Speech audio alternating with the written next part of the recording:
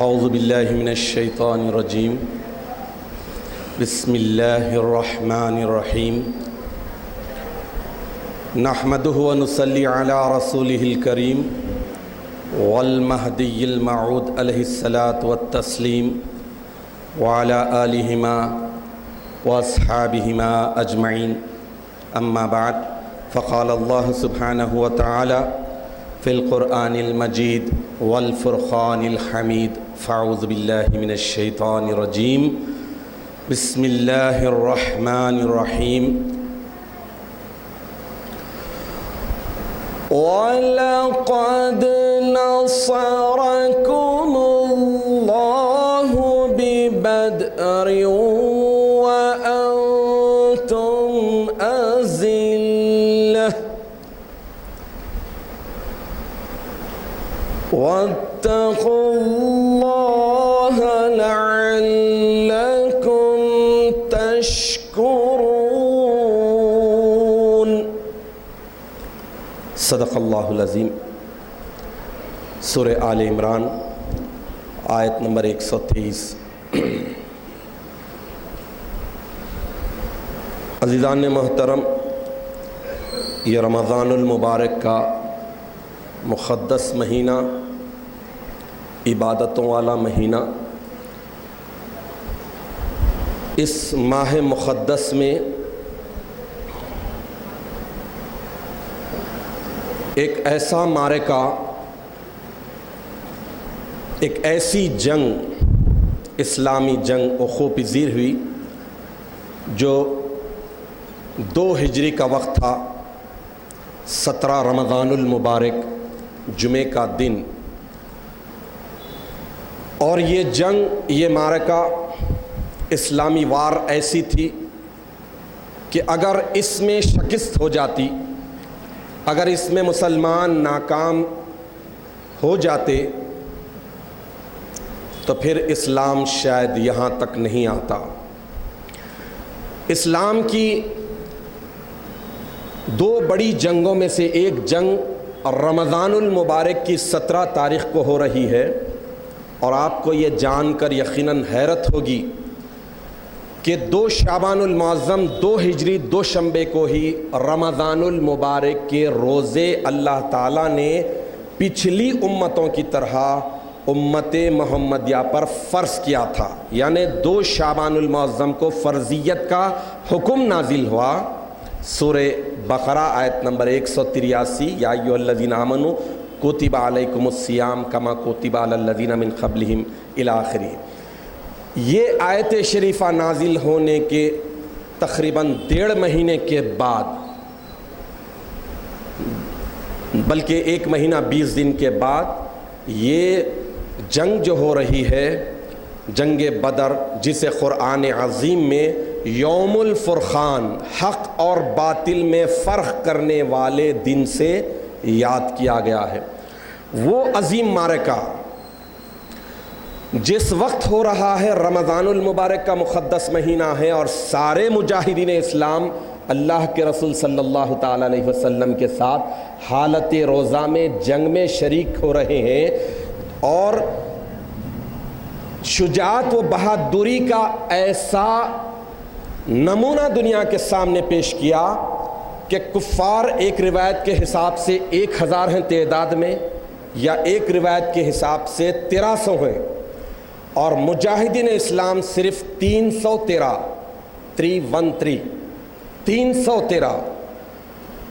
اور مجاہدین کے پاس 2 گھوڑے اور چند اونٹ، کفار کے پاس 100 گھوڑے، اتنا مال و زر، اتنا ہتھیار تھا کہ اندازہ لگائیے کہ اس دن اللہ تعالیٰ کفار کو شکست دے کر جب نقصان کا اندازہ لگایا گیا تو ایمان والوں کا جانی نقصان تو نقصان ہی شمار نہیں ہوتا، چونکہ اللہ کی راہ میں مرنے والے تو، اور وہ بھی جتنے بدر کی جنگ میں شریک ہوئے ہیں 313، اس میں سے شہید ہونے والے تھوڑے، اللہ کے نبی صلی اللہ تعالیٰ علیہ وسلم نے سارے بدر کے حضرات کرام کے تعلق سے اتنی بشارتیں دی ہیں کہ اگر میں آپ کے سامنے پیش کرنے کی سعادت حاصل کروں تو کافی وقت لگے گا. اور جتنے بدری صحابہ تھے وہ سارے کے سارے اپنی حیات میں اس بات پر فخر کرتے تھے کہ ہمیں اللہ نے اس عظیم معرکے میں جس کا ذکر قرآن میں ہے، جس کی اللہ نے ستائش کی. میں نے آپ کے سامنے سورہ آل عمران کی آیت نمبر 123 کی تلاوت کا شرف حاصل کیا. اللہ تعالیٰ ارشاد فرما رہے ہیں کہ وَلَقَدْ نَصَرَكُمُ اللَّهُ بِبَدْرٍ، بے شک اللہ نے تمہاری بدر کے دن بہت مدد و نصرت کی. وَأَنْتُمْ أَذِلَّةٌ، اس حال میں کہ تم کمزور تھے، اس حال میں کہ تم تعداد کے حساب سے کم تھے. وَاتَّقُوا اللَّهَ لَعَلَّكُمْ تَشْكُرُونَ، تم پرہیزگاری کو اختیار کرو، اللہ سے ڈرو تاکہ تم شکر گزار بندے بن جاؤ.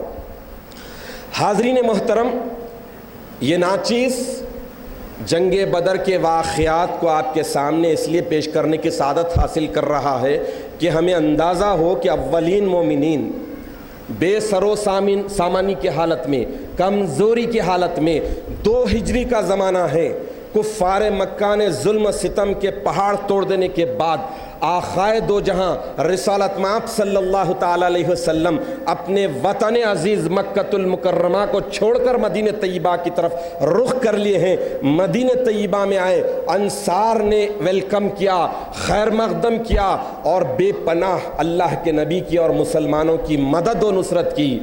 ایسے زمانے میں ابھی سنبھلے ہی نہیں کہ کفار سازش پر سازش کر رہے تھے. تو ہمیں اندازہ ہو 1450 برس کے بعد ہمیں اندازہ ہو کہ اتنی عظیم قربانیوں کے نتیجے میں ہی ہمیں یہ اسلام کی دولت ملی ہے، ہمیں ایمان جو ملا ہے ان عظیم بزرگان دین، ان اولین مومنین کی قربانیوں، ان کے خون کے قطروں کا صدقہ ہے کہ آج ہم اللہ کے فضل سے ایمان کی دولت سے بھی مالا مال ہیں، اسلام کو بھی سمجھتے ہیں. تو یہ واقعہ یقیناً ایک عبرت ہے اور ساتھ ساتھ نصیحت ہے کہ اتنا بڑا واقعہ ہوا ہے، مسلمان کمزور، کفار طاقتور. یہ ہمیشہ رہا. اسلام کی جتنی جنگیں ہیں، آدم علیہ السلام سے اٹھا کر دیکھ لیجئے، قیامت تک جب بھی ہوں گی اسلامی جنگیں، یہ آپسی نہیں. یہ جو عراق میں، ایران میں، افغانستان میں جو ہو رہا ہے، یہ اسلامی جنگیں نہیں ہیں. یہ مال و دولت کی ہے، ڈرگس کی ہے، پیسے کی ہے، پٹرول کی ہے، دولت کی ہے. یہ نہیں، اسلام کے پرچم کو بلند کرنے کے لیے جہاں پر ہوتی ہے. اب تو دہشت گردی کا یہ عالم ہے کہ جتنے بدعتی فرقے کے ہیں وہ صرف دہشت گردی میں ملوث ہیں، اسلام کے نام پر اسلام کو رسوا کر رہے ہیں. اسلام کی جو جنگیں ہوتی ہے، جنگ بدر کے اس واقعے میں سب کچھ فتح مل گئی، سب کچھ ہو گیا. اب اس کے بعد دعا کرنے کے لیے، بلکہ بددعا دینے کے لیے صحابہ کرام اللہ کے نبی صلی اللہ تعالیٰ علیہ وسلم سے اصرار کر رہے ہیں کہ یا رسول اللہ، نہتے مسلمانوں کو، کمزور مسلمانوں کو انہوں نے بہت ظلم و ستم کیا ہے، لہٰذا ان کے لیے بد دعا کیجئے. تو اللہ کے نبی صلی اللہ تعالیٰ علیہ وسلم جب دعا شروع کیے تو کفار تو کفار، مسلمان اور اصحاب کرام بھی یہ سمجھ رہے تھے کہ کفار کے حق میں بد دعا دے رہے ہیں. لیکن اللہ کے پیارے نبی دعا دیتے ہیں کہ یا اللہ، یہ میری قوم ہے، جاہل ہے، انہیں ہدایت دے. تو ایسی معرکۃ الآراد جنگ جو ہوئی ہے وہ بھی رمضان المبارک کے مقدس مہینے میں، اور پہلا رمضان المبارک تھا سارے مسلمانوں کے لیے، سارے اصحاب کرام کے لیے. 2 ہجری، 2 شعبان المعظم، 2 شنبے کے دن روزے فرض ہو رہے ہیں. تو پھر شعبان کے 30 یا 29 دن مکمل ہونے کے بعد روزے فرض ہو چکے. 2 ہجری میں روزے رکھے جا رہے ہیں. 17 رمضان المبارک کو یہ عظیم معرکہ ہو رہا ہے. تو اب آپ دیکھ لیجئے کہ اللہ کے نبی صلی اللہ تعالیٰ علیہ وسلم اس موقع پر اپنے ساتھ اپنے اصحاب کرام کو لے کر مدینہ طیبہ سے نکلتے ہیں. بدر ایک گاؤں کا نام ہے جہاں سال سال کو ہمیشہ ہر سال میلہ لگتا تھا، ایگزیبیشن لگتی تھی، کفار مکہ بھی آتے تھے، بہت بڑے پیمانے پہ تجارت ہوتی تھی. تو کفار مکہ اس سے پہلے کے سال کی ایگزیبیشن میں جتنا بھی انویسٹ کیے تھے صرف اس جذبے سے انویسٹ کیے تھے، جتنا بھی مال و دولت لگائے تھے اور جتنا کمیشن ہوگا، جتنا منافع ہوگا، وہ قسم کھا چکے تھے کہ اگلے سال مسلمانوں کو تہس نہس کر کے صفحے ہستی سے مٹا دیں، زمین پر کوئی مسلمان نہ رہے. اللہ کے رسول صلی اللہ تعالیٰ علیہ وسلم کے قتل کا ارادہ کر لیے. اس کے لیے بہت بڑے مال و دولت کی ضرورت تھی کفار کو، اور مسلمان تو اللہ پر بھروسہ کرنے والے. اب اس اعتبار سے یہ جنگ بڑی معرکۃ العراء ہے. بدر مدینہ طیبہ کے قریب میں ایک گاؤں کا نام ہے. یہ مقام اس نقطے کے قریب ہے جہاں سے ملک شام سے مدینے جانے کا راستہ ملتا ہے. الغرض گھاٹیوں میں سے ہو کر گزرتا ہے. مدینہ منورہ سے تقریباً 80 میل کے فاصلے پر ہے، 80 میل پڑتا ہے.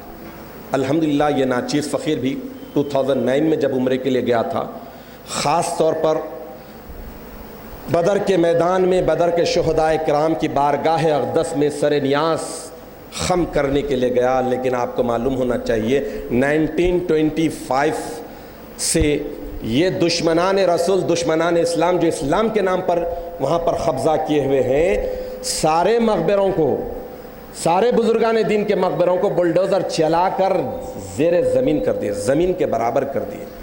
تو شہدائے بدر کا بھی بہت بڑا مقبرہ تھا. ایک قبر میں جو سارے شہداء کو دفن کیا گیا تھا یا پھر کچھ کو الگ الگ، ان شہدائے بدر ولایت کے اسماء پاک، آپ کے ناموں کی لسٹ وہاں پر روڈ پر بڑے تختی پر لکھی ہوئی ہے.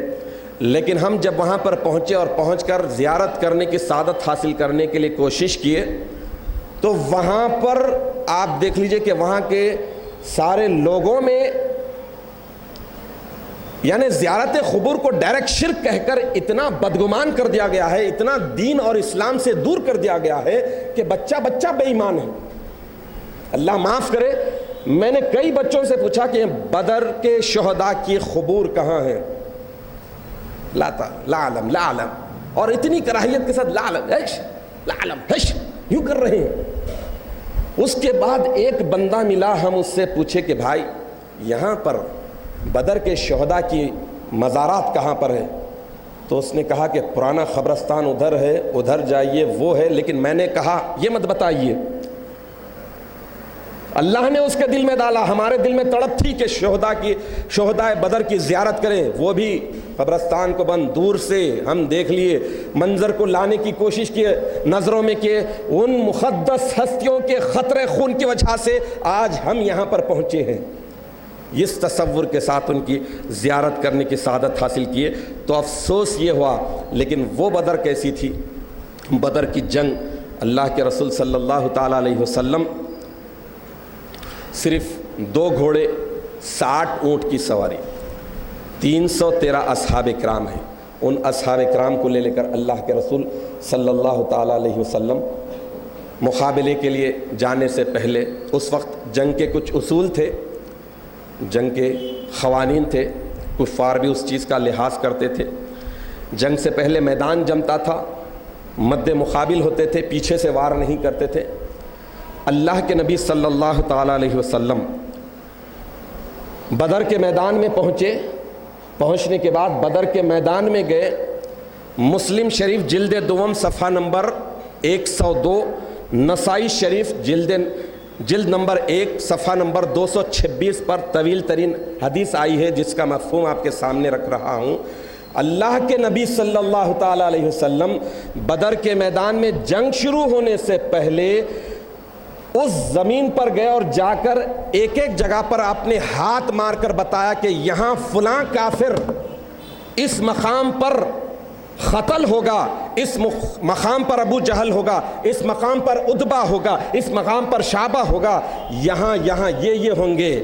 تو چنانچہ بدر کے میدان میں 70 کفار مکہ، جن میں سب سے بڑا سرغنہ، سب سے بڑا دشمن اللہ اور اللہ کے رسول کا ابو جہل بھی تھا، عتبہ بھی کچھ کم نہیں تھا، اللہ کے نبی صلی اللہ تعالیٰ علیہ وسلم ایک دن پہلے آ کر بتا رہے ہیں کہ یہاں یہ مرے گا، یہاں یہ مرے گا، یہاں یہ مرے گا۔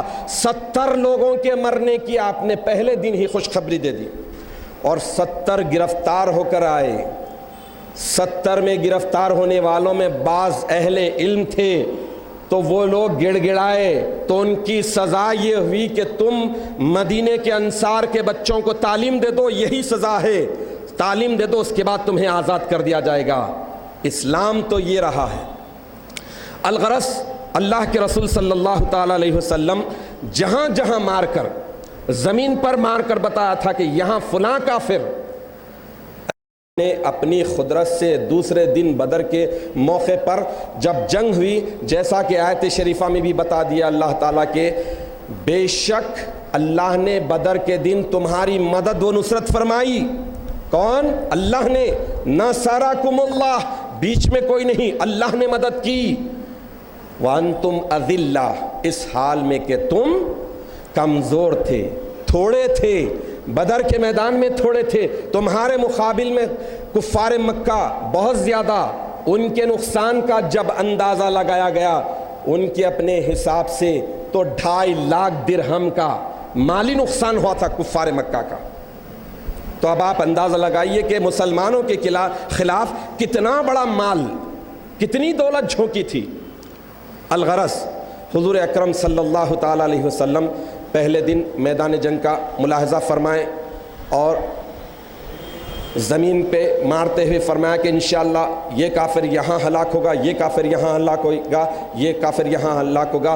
اس کے بعد 17 رمضان المبارک کو جمعے کے دن جب بدر کی جنگ شروع ہونے والی ہے، کفار پورے تنے ہوئے ہیں، اسلحہ پورے تیار کر لیے ہیں، مسلمانوں کے پاس تو تھوڑے ہیں۔ اللہ کے نبی صلی اللہ تعالیٰ علیہ وسلم پورے گڑ گڑا کر اللہ کی جناب اقدس میں دعا کرتے ہیں کہ الہ العالمین، اگر یہ مسلمان مارے گئے تو زمین پر کوئی پھر تیرا نام لینے والا نہیں رہے گا، تو اپنی مدد و نصرت بھیجا اور مسلمانوں کو باقی اور زندہ رکھ۔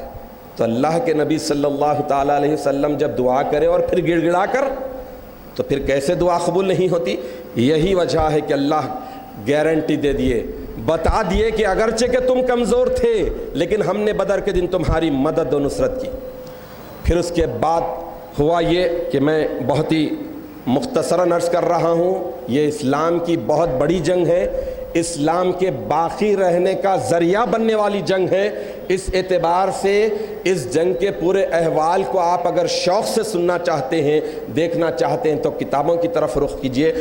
نیٹ پر بھی بہت زیادہ مواد ہے، لیکن اس سے ہوگا یہ کہ ہمارا سویا ہوا ایمان جاگے گا، ہمارا وہ ایمان جو ٹھنڈا پڑ چکا ہے اس میں حرارت پیدا ہوگی کہ واقعی اللہ کے نبی کیا کیا مصیبتیں جھیلے ہیں، آپ کے اصحاب کرام کیا کیا مصیبتیں جھیلے ہیں، کفار مکہ نے کیسی کیسی سازش کی ہے، کیسی کیسی پلاننگ کر کے اسلام کو اور مسلمانوں کو ختم کرنے کی کوشش کی ہے، لیکن ہمیشہ ناکام اور نامراد ہوئے ہیں۔ فانوس بن کے جس کی حفاظت ہوا کرے، فانوس بن کے جس کی حفاظت ہوا کرے، وہ شمع کیا بجھے جسے روشن خدا کرے۔ تو اللہ نے بھیجا ہے اسلام کو، مسلمانوں کو قیامت تک قائم رکھنا ہے، تو اس حساب سے اللہ نے بتا دیا کہ یہ کیسا ہوگا۔ تو بدر کا موقع کیسا تھا؟ کافر ہے تو شمشیر پر کرتا ہے بھروسہ، کافر ہے تو شمشیر پر کرتا ہے بھروسہ، مومن ہے تو بے تیغ بھی لڑتا ہے سپاہی۔ فضائے بدر پیدا کر فرشتے تیری نصرت کو، فضائے بدر پیدا کر فرشتے تیری نصرت کو، اترتے ہیں گردوں سے خطار اندر خطار اب بھی۔ تو یہ اللہ تعالیٰ بدر کے میدان میں مسلمانوں کی مدد و نصرت کیا، جنگ ہوئی، جنگ چھڑی، اور کفار اللہ کے نبی صلی اللہ تعالیٰ علیہ وسلم نے جیسا ارشاد فرمایا تھا، جیسے خوشخبری سنائی تھی، اب اس انداز سے تو کم از کم آج کے وہ بدعتی فرقوں کو سمجھنا چاہیے کہ کل ہونے والی جنگ، یعنی 16 رمضان المبارک جمعرات کے دن اللہ کے نبی صلی اللہ تعالیٰ علیہ وسلم میدان جنگ میں آئے ہیں، سروے کیے ہیں، اور زمین پر مار مار کر بتا رہے ہیں کہ یہ کافر یہاں ہلاک ہوگا، یہ کافر یہاں ہلاک ہوگا، یہ کافر یہاں ہلاک ہوگا۔ اللہ کے نبی صلی اللہ تعالیٰ علیہ وسلم بتا رہے ہیں، تو ان کے علم غیب پر قربان جائیں۔ اللہ نے جو علم دیا ہے اس کا انکار کرنے والے بدعتی فرقوں کو آنکھ کھولنا چاہیے۔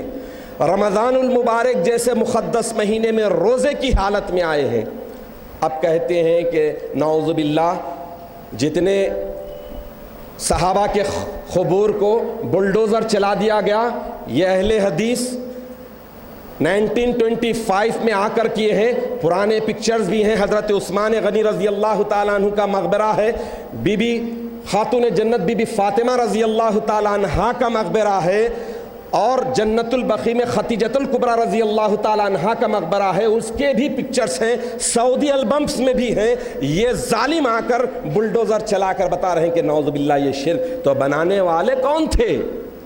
ارے یہودیوں کے ساتھ گٹھ بندھن کر کر تم حکومت سعودی عرب کی حاصل کرنے والے ظالموں، بے ایمانوں، اللہ کے ان مقدس بندوں کے مقبروں کو توڑ کر تم اسلام کا کیا میسج دینا چاہ رہے ہیں؟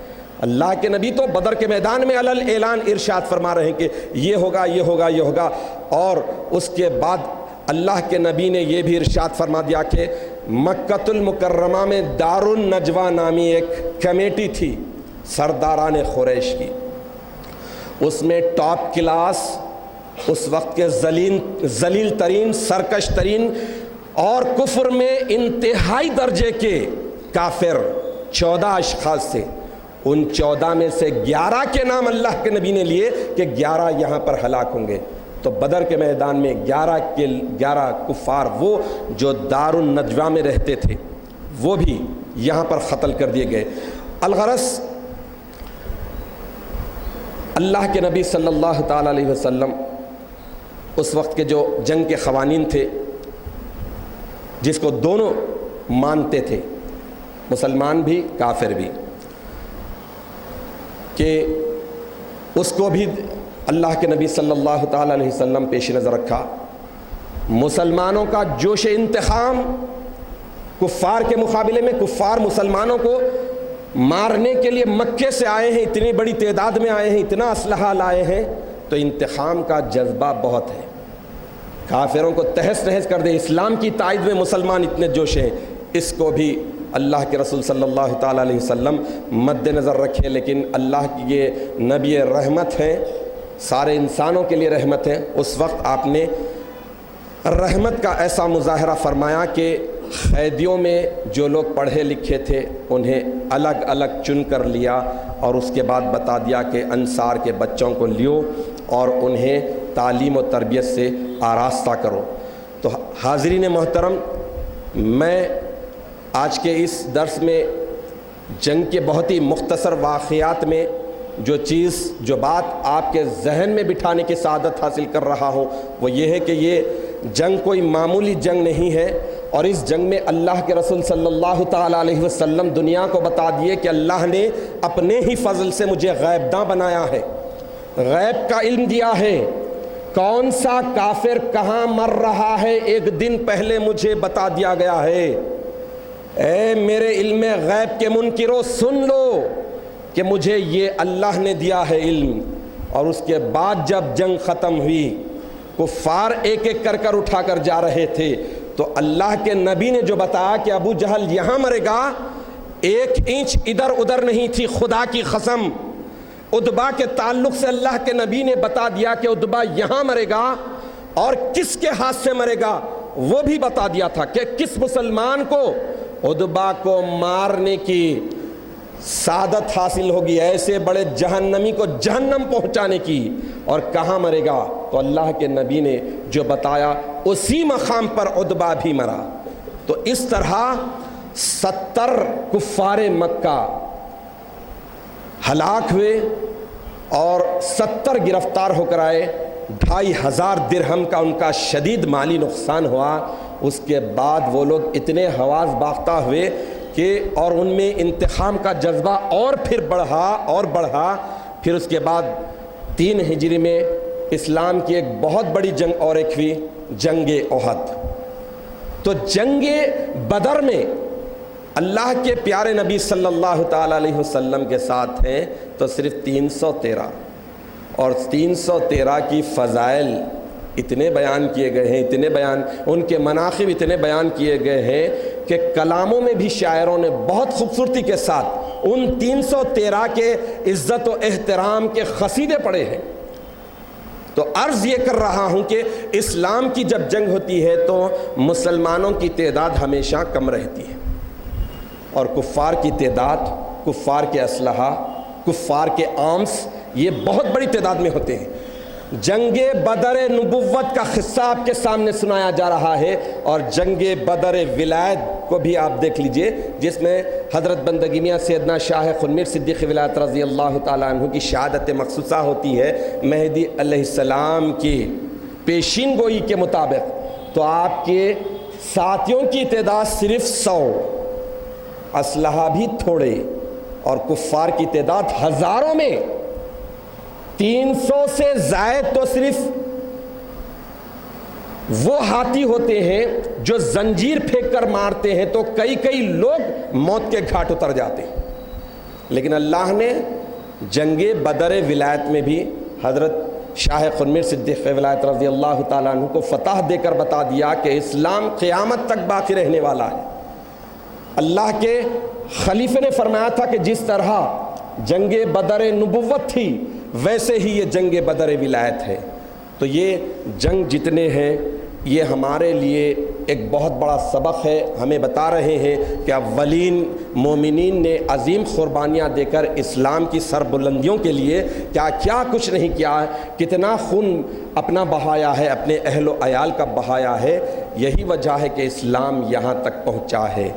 الغرض انشاءاللہ العزیز اللہ نے اگر توفیق دی تو کل جنگ بدر نبوت کے شہدائے کرام کے وہ متاثر کن دو ایک واقعات آپ کے سامنے رکھنے کی سعادت حاصل کروں گا، جہاں پر شجاعت اور بہادری کے مظاہرے اس حال میں سر انجام دیے جا رہے ہیں جہاں پر انسان واقعی موت کے منہ میں ہے، یعنی یہ مقدس بندے موت کے منہ میں ہیں، شہادت ابھی انہیں ملنے والی ہے، لیکن جام شہادت نوش فرمانے سے پہلے بھی ان کی کوشش یہی ہے، آخری کوشش یہی ہے کہ ایک کم از کم ایک اور کافر کو جہنم رسید کر دے، ایک اور کافر کو مار دے۔